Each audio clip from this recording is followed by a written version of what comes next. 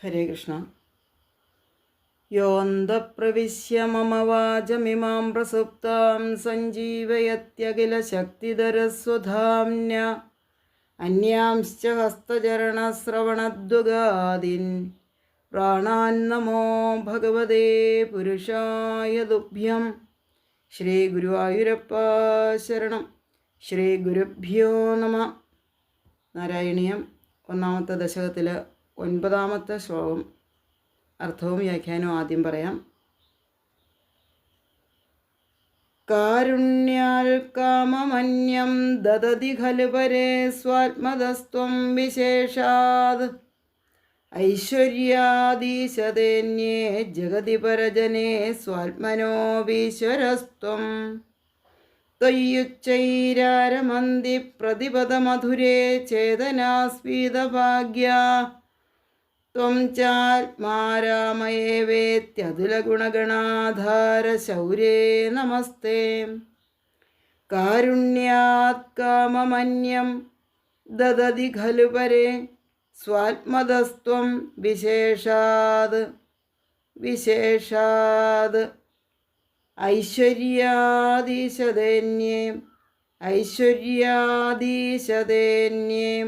ജഗതി പരജനേ സ്വാത്മനോപീശ്വരസ്ത്വം.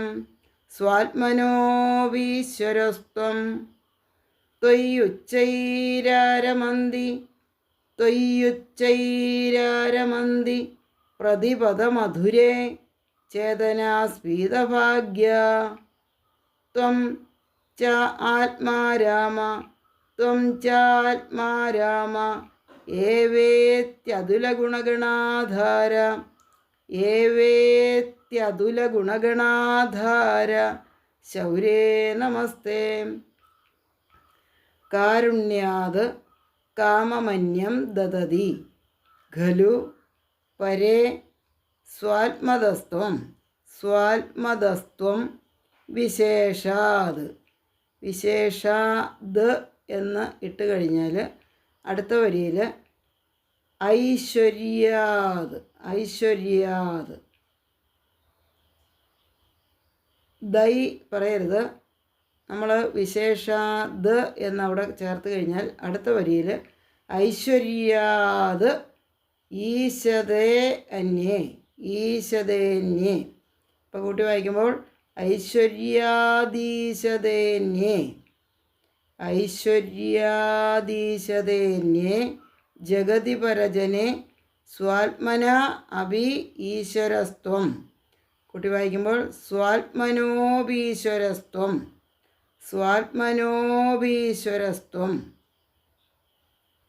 ത്വയി ഉച്ചൈർ ആരമന്തി. കുട്ടി വായിക്കുമ്പോൾ ത്വയ്യുച്ചൈരാരമന്തി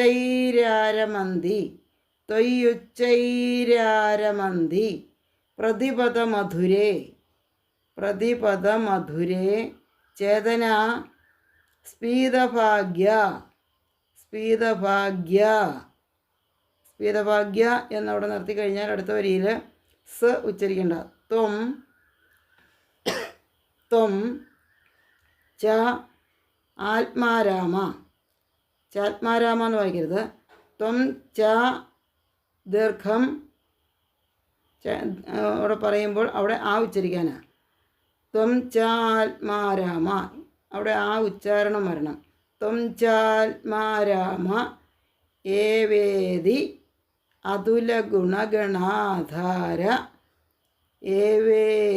അതുലഗുണഗണാധാര. കുട്ടി വായിക്കുമ്പോൾ ഏവേത്യതുലഗുണഗണാധാര ശൗരേ നമസ്തേ.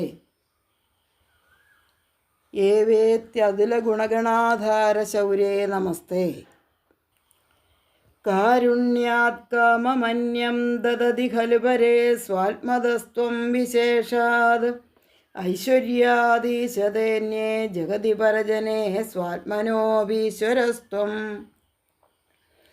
ത്വയ്യുച്ചൈരാരമന്തി പ്രതിപദമധുരേ ചേതനാസ്ഫീതഭാഗ്യാ ത്വം ചാത്മാരാമയേവേത്യതുലഗുണഗണാധാര ശൗരേ നമസ്തേ.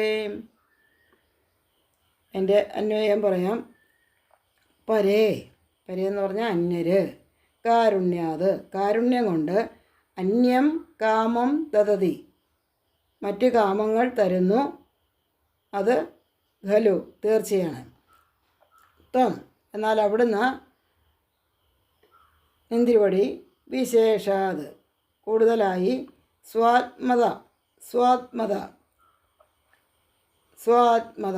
സ്വന്തം ആത്മാവിനെ തന്നെ തരുന്നവനായി ഭവിക്കുന്നു.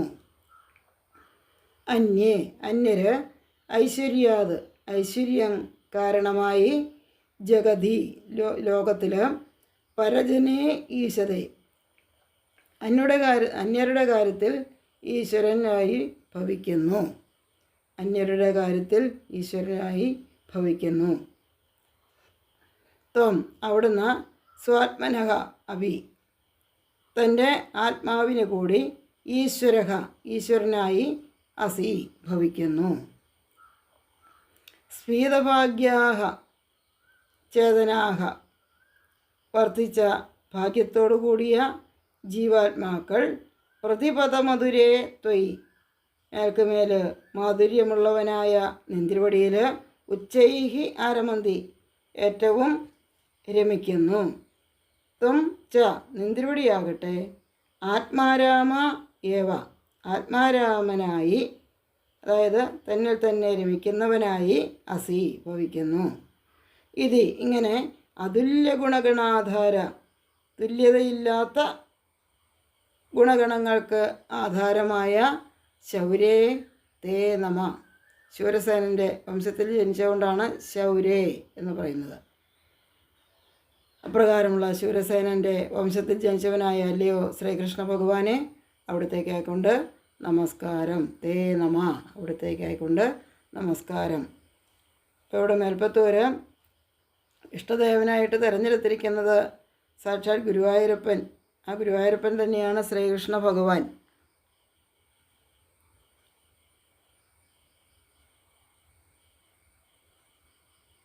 ഇവിടെ ഈ ശ്ലോകത്തിൽ മറ്റു ദേവന്മാരെക്കാൾ ഏറ്റവും കൂടുതൽ ശ്രേഷ്ഠതയുള്ളത് ശ്രീകൃഷ്ണ ഭഗവാനാണെന്ന് എടുത്തു പറയുകയാണ്. മറ്റു ദേവന്മാർ അതായത് ബ്രഹ്മാദികളായ മറ്റു ദേവന്മാർ അവർക്കും എല്ലാവരോടും വാത്സല്യമുണ്ട്. ഭക്തരുടെ ആഗ്രഹങ്ങളൊക്കെ സാധിച്ചു കൊടുക്കും. പക്ഷേ പരമമായ മോക്ഷത്തെ പ്രദാനം ചെയ്യുവാൻ സാക്ഷാത് ഗുരുവായൂരപ്പന് മാത്രമേ കഴിയൂ. അതിന് കാരണം എന്താണെന്ന് ചോദിച്ചു കഴിഞ്ഞാൽ ഭഗവാന്റെ തന്നെ സൃഷ്ടിയാണല്ലോ ഈ കാണുന്നതെല്ലാം. അവർക്കും നാശമുണ്ടാകും. എന്നാൽ നാശമില്ലാത്ത ഒന്ന് മാത്രമേ ഉള്ളൂ. അതാണ് ശ്രീ ഗുരുവായൂരപ്പൻ. ഗുരുവായൂരപ്പൻ ഭക്തന്മാരുടെ ആഗ്രഹങ്ങൾ സാധിക്കും എന്ന് തന്നെയല്ല, സായുജ്യം കൂടി പ്രദാനം ചെയ്യുന്നു.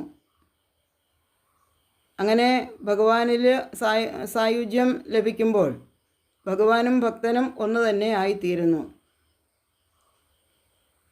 താതാത്മ്യം പ്രാപിച്ചു കഴിഞ്ഞാൽ ഭഗവാനും ഭക്തനും ഒന്ന് തന്നെ. മറ്റു ദേവന്മാർക്ക് ഐശ്വര്യമുണ്ട്. അവർ മറ്റുള്ളവരുടെ കാര്യത്തിൽ ഈശ്വരന്മാരാകുന്നു. പക്ഷേ അവർക്ക് അവരുടെ മേൽ ഈശ്വരത്വമുണ്ടോ? ഇല്ല.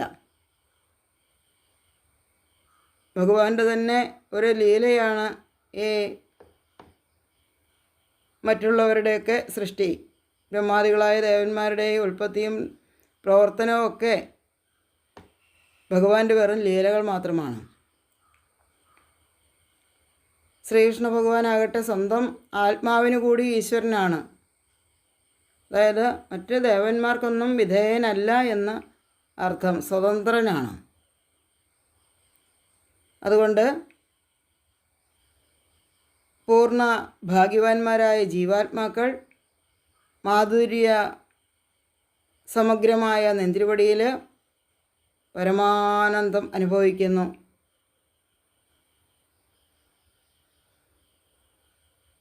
മറ്റുള്ളവരെ തന്നിൽ തന്നെ ലയിപ്പിച്ച് ആനന്ദം അനുഭവിക്കുന്ന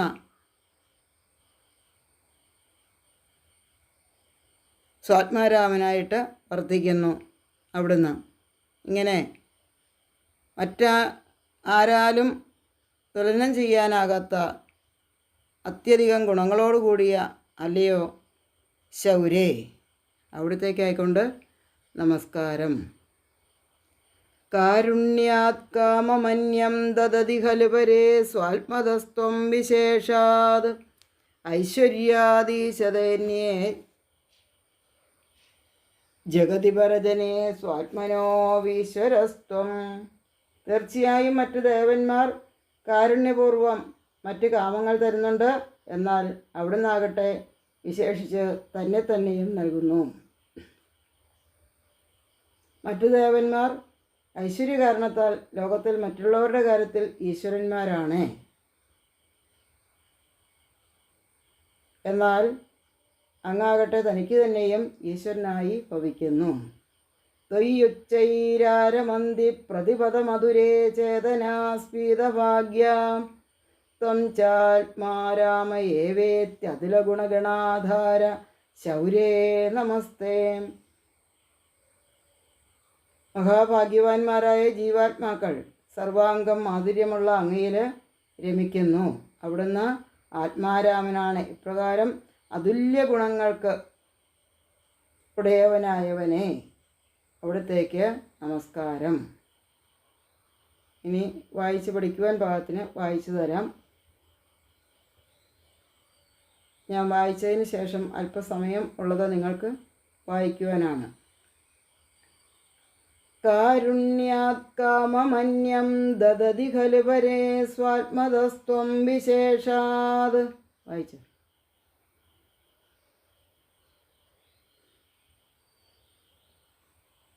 കാരുണ്യാത് കാമമന്യം ദദതി ഖലു പരേ സ്വാത്മതസ്ത്വം വിശേഷാത്.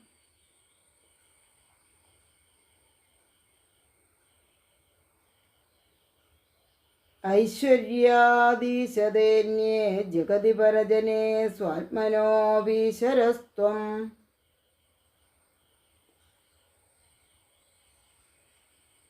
ഐശ്വര്യാദീശതേന്യേ ജഗതി പരജനേ സ്വാത്മനോവീശ്വരസ്ത്വം.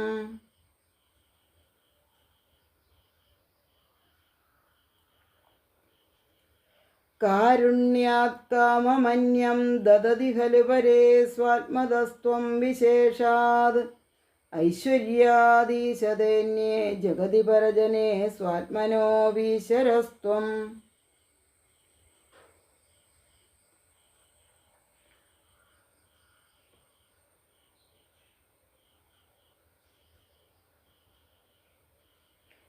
ത്വയ്യുച്ചൈരാരമന്തി ത്വയ്യുച്ചൈരാരമന്തി.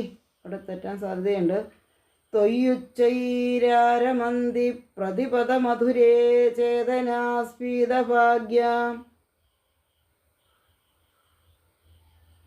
പ്രതിപദമധുരേ.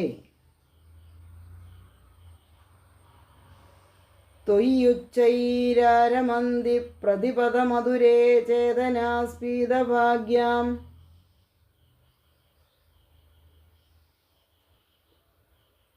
ത്വം ചാത്മാരാമയേവേത്യതുലഗുണഗണാധാര ശൗരേ നമസ്തേ.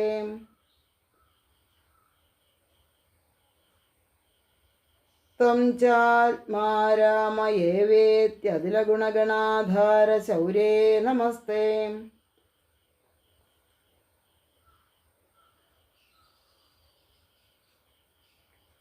ത്വയ്യുച്ചൈരാരമന്തി പ്രതിപദമധുരേ ചേതനാസ്ഫീതഭാഗ്യാം ത്വം ചാത്മാരാമയേവേത്യതുലഗുണഗണാധാര ശൗരേ നമസ്തേ.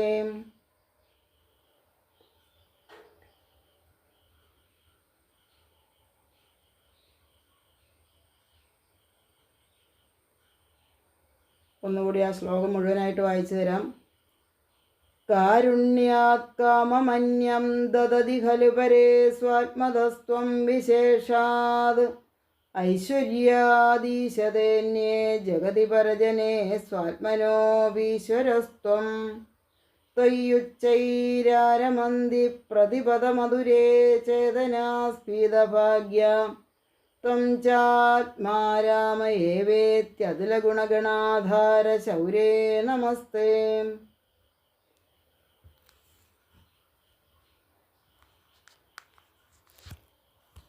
ശ്രീഹരേ നമഃ.